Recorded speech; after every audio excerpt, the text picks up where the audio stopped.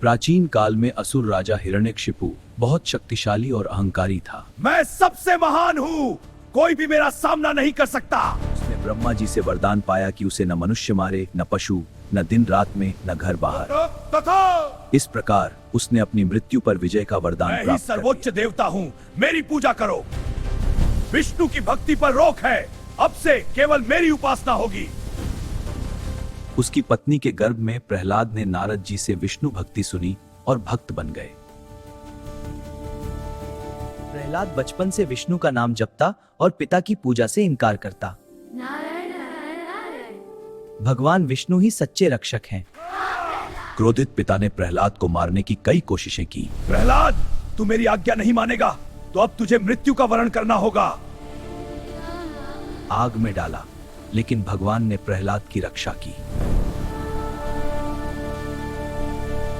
फिर पहाड़ से फेंका, लेकिन प्रहलाद सुरक्षित रहे। हे भगवान विष्णु, मेरी रक्षा करो। सांपों से डसवाया, विष बेअसर रहा। अरे ये क्या, मेरा विष भी इस पर असर नहीं कर रहा। नारायण नारायण। यह असंभव है। हिरण्यकशिपु ने अपनी बहन होलिका को बुलाया। होलिका, तुम मेरी अंतिम आशा हो। प्रहलाद को समाप्त करो, अपनी दिव्य वरदान का उपयोग करो। जाओ और होलिका को विजय वरदान लौटाओ। था कि आग उसे नहीं जलेगी।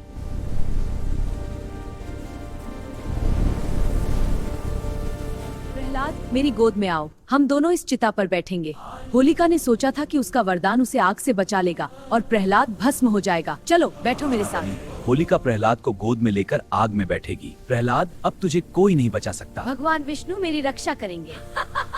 पर भक्त प्रहलाद फाल्गुन पूर्णिमा की रात को होलिका प्रहलाद को गोद में लेकर चिता पर बैठ गई। अरे मेरी बहन जल क्यों भगवान रही की है? माया से हवा चली और वस्त्र प्रहलाद पर आ गया। होलिका जलकर राख हो गई, लेकिन प्रहलाद बिना किसी चोट के बच गए। प्रहलाद, तुमने मेरी अवज्ञा की। यह विष्णु का प्रभाव है, मेरी शक्ति के सामने कोई नहीं टिक सकता। यह देख हिरण्यकशिपु और अधिक क्रोधित हो गया। की भक्ति और मजबूत हो गई।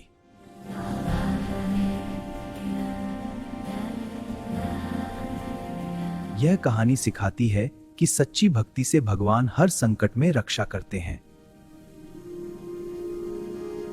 अहंकार और क्रूरता का अंत होता है, भक्ति अमर रहती है। उसी दिन से होलिका दहन की परंपरा शुरू हुई।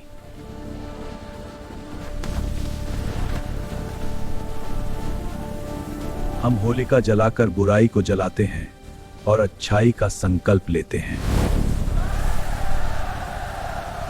अगले दिन रंगों से होली मनाई जाती है।